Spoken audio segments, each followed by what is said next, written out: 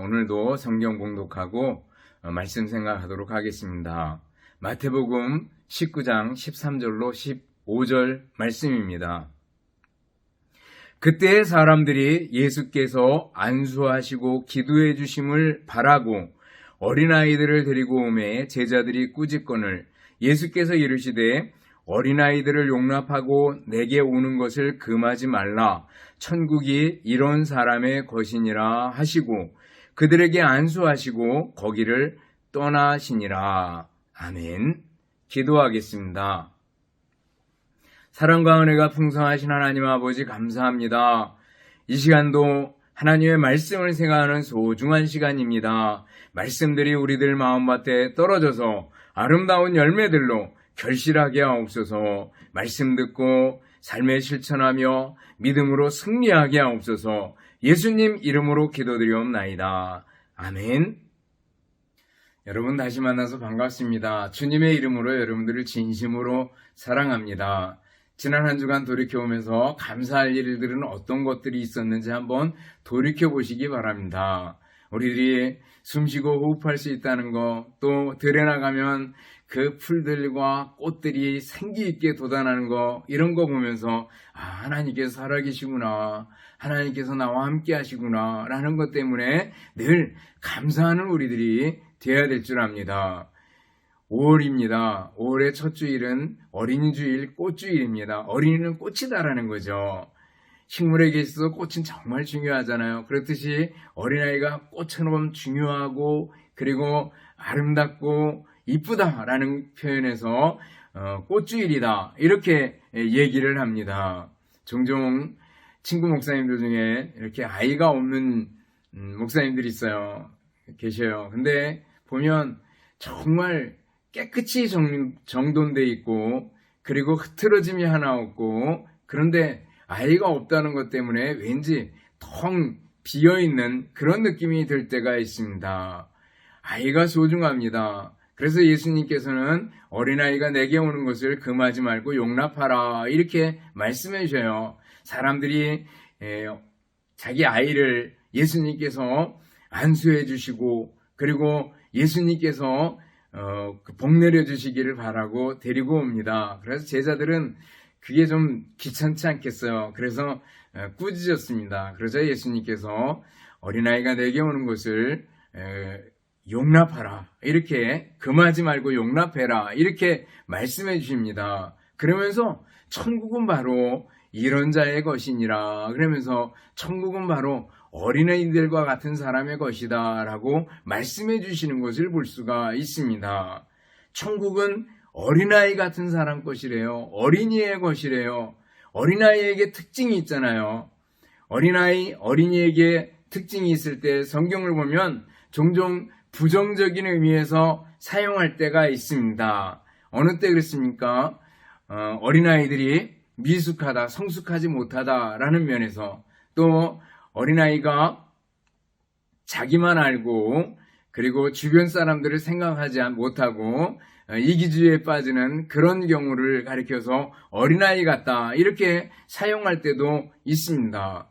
또 어린아이가 어리석다 그런 의미에서 부정적으로 사용하기도 합니다. 그러나 예수님께서 천국은 이런 자의 것이다, 천국은 어린이의 것이다 이렇게 말씀해 주실 때 예수님께서는 매우 긍정적이고 적극적인 의미에서 어린아이를 생각하고 계신 것을 볼 수가 있습니다. 어린아이의 특징, 그 특징은 뭐 어떤 것들이 있습니까? 바로 어린아이의 특징을 우리들이 가지고, 우리들도 나이가 들고 그리고 어른이 되고 그런 거 상관없이 우리가 하나님 앞에서 또 우리 주님 예수 그리스도 앞에서 어린아이로 살아가야 될 줄 압니다.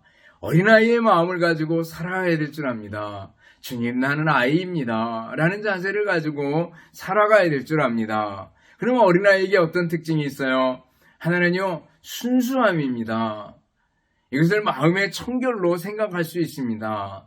마음의 청결함이 있어요. 순수함이 있어요. 어린아이들은요, 속이지 않습니다. 어린이는요, 악의가 없습니다. 이 어린이 그랬을 때는요, 요즘 청소년 범죄에서 내려와가지고 애들 초등학교 위에 학년 애들까지 이렇게 범죄에 연루되는 그런 경우들이 있는데, 성경에서 말하는, 여기서 말하는 어린아이는 훨씬 어린, 젖먹이 어린아이 정도까지 내려가야 되는 그런 단어를 쓰고 있습니다. 어린아이는요, 악의가 없어요. 어린아이는 권모술수나 거짓말을 할 줄 모릅니다. 어린아이들은 원한을 품지 않습니다. 어린아이들은 원수가 갚을 일을 생각하지 않습니다. 어린아이는요, 솔직하고, 어린아이는 단순하고, 어린아이는 외식이 없고, 어린아이는 체면을 생각하지 않습니다. 우리는 불신풍조가 아주 만연한 세상에 살아가고 있습니다. 그러다 보니까 사람들이 자기의 이익을 위해서라면 물불을 안 가리고 온갖 수단과 방법을 안 가리고 달려드는 그런 세상 속에서 살아가고 있습니다. 돈 욕심, 명예 욕심, 권세 욕심, 이런 것에 눈이 어두워져서 살아가는 많은 사람들 속에서 우리들이 살아가고 있습니다. 하나님이 없다 하는 사람들 속에서 우리들이 그저 같이 살아가고 있습니다. 그렇지만은요, 그 속에 살더라도 우리는 뭐예요? 세상의 빛과 소금으로 살아가는 그리스도인들입니다. 생각이 달라요. 가치관이 달라요. 인생관이 다르고 세계관이 달라요. 물속에 홍수가 나서 물이 흘러가지만 살아있는 고기는 물을 거슬러 올라가잖아요. 그렇듯이 살아있는 고기로 살아가는 사람들이 바로 그리스도인입니다. 그리스도인 마음이 청결한 사람 되어야 된다라는 거예요. 순수한 마음의 그리스도인들이 되어야 된다라는 거예요. 예수님께서 팔복을 말씀하시면서 마음이 청결한 자는 복이 있나니 그랬잖아요. 마음의 청결입니다. 청결이라는 것은요, 카타로스라는 말인데, 이 헬란 말인데, 때 묻은 옷과 더러운 옷을 설명할 때 이 카타로스라는 말을 썼다고 얘기합니다. 즉 흠이 없고 이물질이 섞이지 않은 순수한 것을 가리킬 때 카타로스라는 말을 썼다고 얘기합니다. 깨끗한 물, 순수한 포도주, 완전한 육체, 또 가라지와 티가 제거된 곡식, 또 순금, 순은, 순수한 혈통, 이런 것을 설명할 때, 그리고 특별히 도덕적으로 전혀 문제가 없는 사람, 바른 행동을 하는 사람, 이런 것을 뜻하기도 합니다. 청결하다라는 겁니다. 구약시대에 제사를 드릴 때 정결한 것을 드렸습니다. 그래서 레위기 11장 같은 경우 보면 음식 하나님께 드리고 또 먹을 수 있는 음식 중에서 짐승 같은 경우는 어떻게 해요? 새김진하고 발굽이 갈라진 거, 그 다음에 날짐승은 날 수 있고, 그 다음에 물갈퀴가 없는 거, 그 다음에 물고기 같은 경우는 지느러미가 있고 비늘이 있는 것, 이런 것들은 모두 정결법의 일환입니다. 깨끗하고 정결한 것을 먹어라 라는 거죠. 마음의 청결, 이러한 순수함과 연결이 되어 있는 걸 볼 수가 있습니다. 청결한 마음, 정결한 마음, 순수한 마음을 우리들이 가져야 된다는 거예요. 마음이 청결한 사람은 어떤 사람입니까? 성경을 보면은요, 거듭난 사람입니다. 정결한 마음을 가지려면 거듭나야 됩니다. 어떻게 거듭나요? 회개하고 예수님 믿어야 합니다. 우리가 엄마에게서 한 번 나고 두 번째 거듭나는 것은 바로 예수 그리스도의 이름으로 또 성령으로 거듭나게 되는 걸 볼 수 있습니다. 물과 성령으로 거듭나야 되는데 이것은 바로 예수님을 믿어야 된다는 겁니다. 그런 의미에서 예수님을 믿는 것은요, 너무나 소중하고요. 예수님 믿는 것은요, 우리들이 인생의 새로운 출발점이 되는 겁니다. 그런즉 누구든지 그리스도 안에 있으면 새로운 피조물이라. 이전 것은 지나갔으니 보라 새 것이 되었도다. 이렇게 말씀하십니다. 그래요. 그리스도 안에서 완전히 새로운 피조물로, 새로운 창조물로 지어지게 되는 겁니다. 거듭나야 된다는 거예요.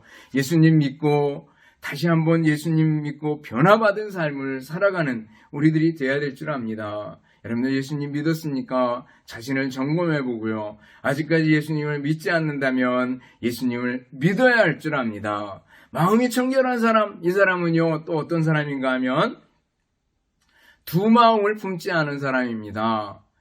오직 한 마음을 품는 사람을 가리킨다라는 겁니다. 한 마음, 일편단심으로 하나님을 섬기는 것을 가리킵니다. 마태복음 6장 24절에 보면 사람이 두 주인을 섬길 수 없다. 예수님께서 말씀해 주셔요. 두 주인 뭐예요? 하나는 하나님이고 하나는 재물이죠. 하나님과 재물을 겸하여 섬길 수 없다라는 걸 얘기해 줍니다. 하나님만 섬겨야 된다라는 것을, 오직 하나님만 섬겨야 된다라는 거예요. 청결한 마음을 가진 사람은요, 오직 하나님만 섬기는 사람입니다. 불결해진다라는 것은요, 두 마음을 품는 겁니다. 하나님을 믿기도 하고 하나님을 의심하기도 하고 그런 경우입니다. 어떤 사람이 택시 운전을 하면서 택시 그 앞에 거울 앞에다가 하나는 십자가를 걸어놓고 하나는 그 조그만 불상을 하나 걸어놨대요. 두 개를 달랑달랑. 그래서 십자가가 지켜주지 않으면 불상이 지켜주고 불상이 지켜주지 않으면 십자가 지켜달라라는 의미에서 붙여놨다는데, 거꾸로 생각해서 십자가도 버리고 불상도 버리면 어떻게 하려고 그러나 그런 생각이 들 때가 있어요. 두 마음을 품어서는 안 됩니다. 일편단심, 오직 주님만 섬기겠습니다 라는 자세가 바로 청결한 마음, 순수한 마음의 소유자입니다. 또 순수한 마음, 청결한 마음은요, 언어가 청결한 것을 가리킵니다. 말은 마음의 표현이거든요. 그 마음에 쌓은 것을 입으로 말하게 되어 있습니다. 예수님께서 말씀하셔요. 그 마음에 쌓은 선에서 선한 말이 나오고 쌓은 악에서 악한 말이 나온다는 겁니다. 여러분들은 어떤 마음을 품고 있습니까? 어떤 말이 입에서 나오고 있습니까? 마음이 청결한 사람은요, 바른 말, 순수한 말, 정화된 말을 하게 되는 겁니다. 그래서 마음이 청결하다라는 것은요, 우리들이 정말 소중하다라는 걸 알 수가 있어요. 거듭나야 되고요. 또 하나는 일편단심으로 하나님을 섬기는 사람이 되어야 되고, 그리고 바른 말을 할 수 있어야 된다라는 걸 가리킵니다. 그러면은 어떻게 우리들이 청결한 마음, 순수한 마음을 가질 수 있겠는가라는 거예요. 하나는요, 심령이 가난한 자로 내려가야 됩니다. 마음이 청결한 자는 복이 있나니 저희가 하나님을 볼 것이요. 마태복음 5장 8절 말씀입니다. 그런데 이것은 산상설교 중에, 산상보온 중에 일부분이고요. 특별히 팔복 중에 하나잖아요. 그리고 팔복 중에 첫 번째가 뭔가 하면 심령이 가난한 자는 복이 있나니, 이렇게 시작합니다. 심령이 가난한 자로 내려가야 된다는 거예요. 두 번째가 뭐예요? 애통하는 자는 복이 있나니 그랬습니다. 심령이 가난하다라는 것은 가난한 마음입니다. 가난한 영혼입니다. 주님, 나 혼자는 할 수 없어요. 내 자존심, 내 자아, 내 능력 아무것도 아니에요 라는 거예요. 성령님의 도우심이 필요합니다 라고 정말 빈손, 거지손을 주님 앞에 내어놓기에 심령이 가난한 자입니다. 심령이 가난한 자로 내려가야 되고요. 애통하는 자가 되어야 된다라는 거예요. 그는 죄에 대해서, 나의 죄 때문에, 그리고 세상의 죄 때문에 애통하는 사람으로 내려가야 된다라는 거예요. 그래야지 그 다음에 온유한 사람, 의에 줄이고 목마른 사람, 긍휼히 여기는 사람, 마음이 청결한 사람, 이렇게 한 단계 한 단계 나아갈 수 있는 겁니다. 여러분들, 마음이 청결한 사람, 청결한 마음을 가지려면 어떻게 해야 돼요? 심령이 가난한 자로 내려가야 된다라는 걸 알아야 됩니다.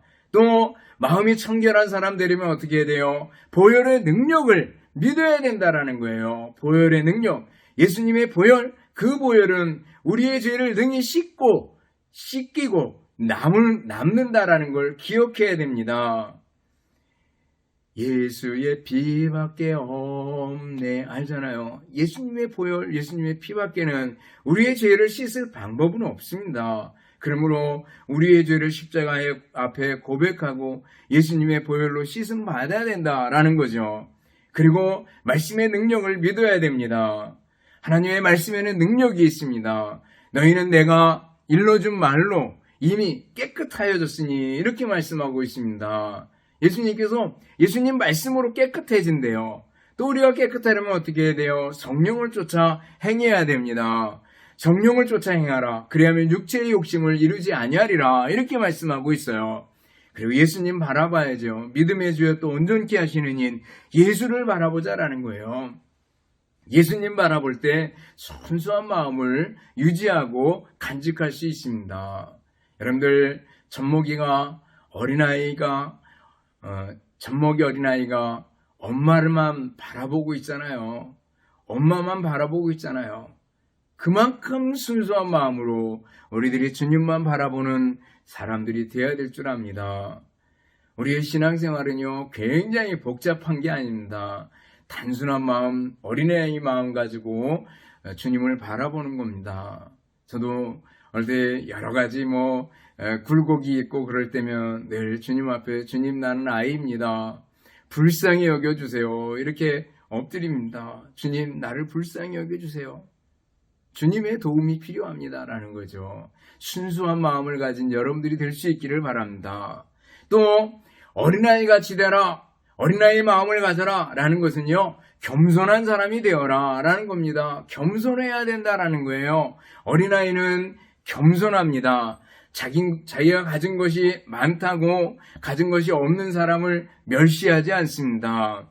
어린아이는요, 아는 것이 많다고, 배운 것이 많다고 모르는 사람을 무시하지 않습니다. 어린아이는 다른 사람을 거만한 눈으로 바라보지 않습니다. 어린아이는요, 모르면 묻습니다. 또 묻습니다. 여러분들, 어린아이처럼 겸손한 사람이 되어야 됩니다. 제자들이 예수님께 물었죠. 예수님, 천국에서는 누가 큰가요? 그랬더니 바로 예수님께서 어린아이처럼 자기를 낮추는 그이가 천국에서는 큰 자니라 이렇게 말씀해 주셔요. 베드로 사도도 젊은 자들아 이와 같이 장로들에게 순복하고 다 겸손으로 허리를 동이라 이렇게 말씀해 주셨어요. 겸손해야 된다는 거예요. 메테인이라는 아주 유명한 주석가는요, 가장 겸손한 그리스도인이 가장 그리스도를 닮은 가장 좋은 그리스도인이다 이렇게 얘기했습니다. 겸손한 사람이 정말 좋은 그리스도인이다 라고 얘기를 했습니다. 어거스틴은요, 첫째도 겸손, 둘째도 겸손, 셋째도 겸손이어야 한다 라고 얘기를 했습니다. 예수님 말씀하셔요. 직접 말씀하셔요. 나는 마음이 온유하고 겸손하니 나의 멍에를 메고 내게 배우라. 그리하면 너희 마음이 쉼을 얻으리라 말씀해 주셨어요. 예수님 생애 전체가 다 겸손이었잖아요. 빌립보서 2장 말씀 보면은 너희 안에 이 마음을 품으라. 곧 그리스도 예수의 마음이니. 그러면서 예수님이 그는 근본 하나님과 동등됨을 취할 것으로 여기지 않고 인간의 몸을 입고 이 땅에 오셨다는 겁니다. 그리고 사람들을 섬기며 사셨습니다. 제자들의 발을 씻겨주셨습니다. 나귀를 타고 입성하셨습니다. 가난을 체험하셨습니다. 그리고 결국에는 십자가를 지셨습니다. 무덤에 묻히셨습니다. 낮아지신 예수님의 모습을 보면서 우리들도 뭐예요? 낮아지고 겸손한 사람이 되어야 된다는 거예요. 여러분들 혹여라도 내가 가진 것이 있다고 교만하지는 않았는지, 하나님은 교만한 자를 물리치신다고, 교만은 패망의 선봉이라고 말씀하고 있습니다. 여러분들 하나님께서는 요셉을 쓰실 때 요셉을 노예로 또 감옥에 13년 동안의 겸손의 훈련을 시키셔서 쓰는 걸 볼 수가 있습니다. 모세를 쓸 때도 40년 동안 애국 궁정에서 인간적으로 갖출 수 있는 모든 것을 다 갖췄지만 그거 가지고 안 된다. 겸손의 훈련이 필요하다. 그래서 광야로 내모셔서 40년 동안을 훈련시킨 다음에 쓰시는 것을 볼 수가 있습니다. 여러분들 어린아이 같은 마음을 가져야 된다. 어린아이 것이 바로 천국이 어린아이 것이다. 이렇게 얘기할 때 우리는 겸손한 사람이 되어야 된다라는 겁니다. 늘 우리 그리스도인들은 겸손한 사람이 되어야 합니다. 또 어린아이 같이 되어야 된다라는 것은 어떤 의미가 있습니까? 그것은 어린아이에겐 꿈이 있고 희망이 있다라는 거예요. 꿈이 있고 희망이 있다라는 거예요. 어린아이는요, 아직 자라날 가능성이 있습니다. 어린아이는 얼마나 자라갈지 또 어떤 사람이 될지 모릅니다. 늘 처칠의 선생님인가 기록에 보면 처칠의 선생님 그러기도 하고 또 다른 선생님의 선생님 그러기도 하는데 반에 가서 늘 아이들에게 정말 교실에 들어가면 정중하게 인사했다는 거예요. 나중에 물어봤대요. 왜 그렇게 아이들에게 정중하게 인사를 합니까? 그러니까 이 아이들 중에 나중에 어떤 인물이 나타날지 모르기 때문에 나는 겸손하게 아이들에게 절을 했다고 얘기를 합니다. 여러분들, 어린아이들은 가능성이 있잖아요. 나중에 어떻게 될지 모르잖아요. 어린아이에게는 꿈이 있잖아요. 이거는요, 어린아이만 정말 나이가 어리다고만 꿈을 가집니까? 아니죠. 나이가 많이 들어도 얼마든지 꿈을 가질 수 있습니다. 저는 이어령 교수님이나 이시영 박사님이나 또는 김영석 교수님이나 이런 분들 보면 연세가 정말 상상을 초월할 정도로 많이 들지 않았습니까? 거의 90이 넘었는데도 이어령 교수님 돌아가셨지만 그런 경우 보면은요, 그런 분들은 얼마나 젊은지 몰라요.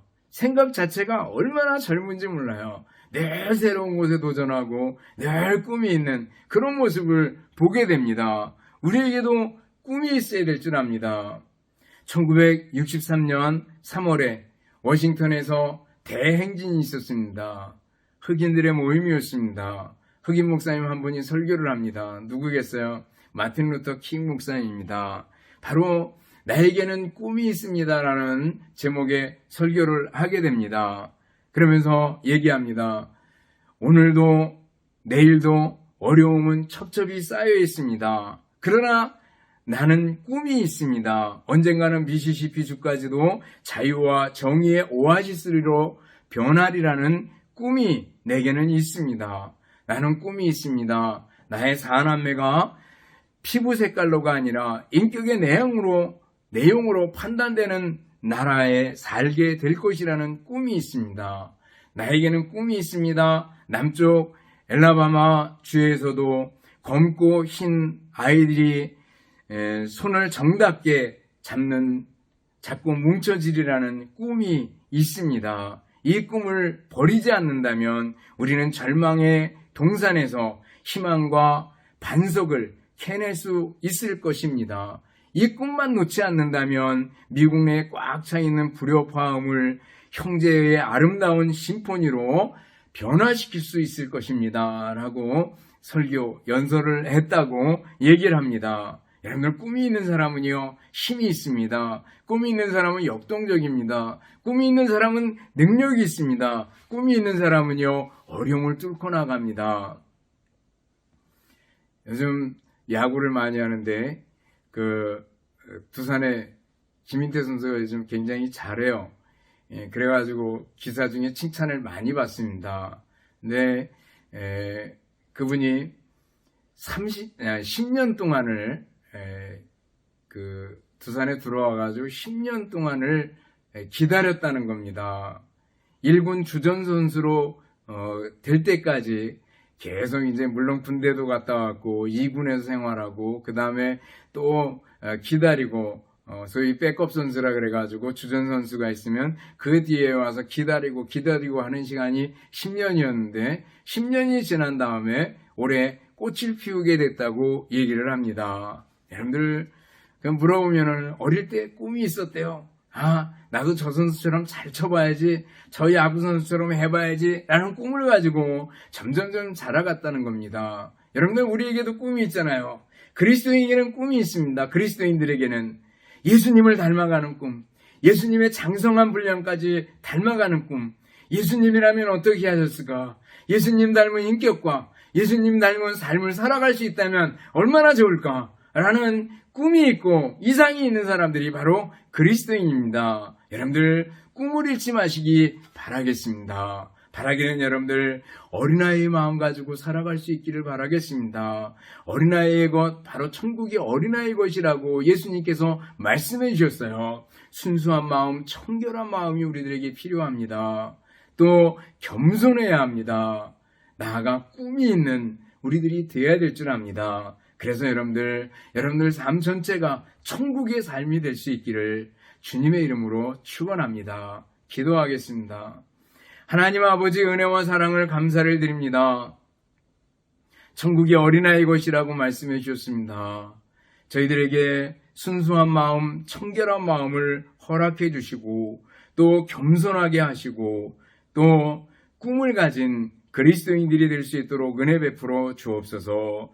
순수하게 어린아이처럼 예수님만 바라보고 나아가는 저희들이 되게 하옵소서. 예수님 이름으로 기도드리옵나이다. 아멘. 축도하겠습니다. 이제는 우리 주님 예수 그리스도의 은혜와 하나님 아버지의 극진하신 사랑하심과 성령님의 교통하시며 인도하심이 함께 예배드리고 말씀 듣고 실천하기를 원하는 천국의 삶을 살기를 원하는 우리 모든 성도들 머리머리 위에와 가정들 위에 주님의 몸된 교회와 우리나라 민족 위에 이제로부터 영원토록 함께 있을지어다. 아멘.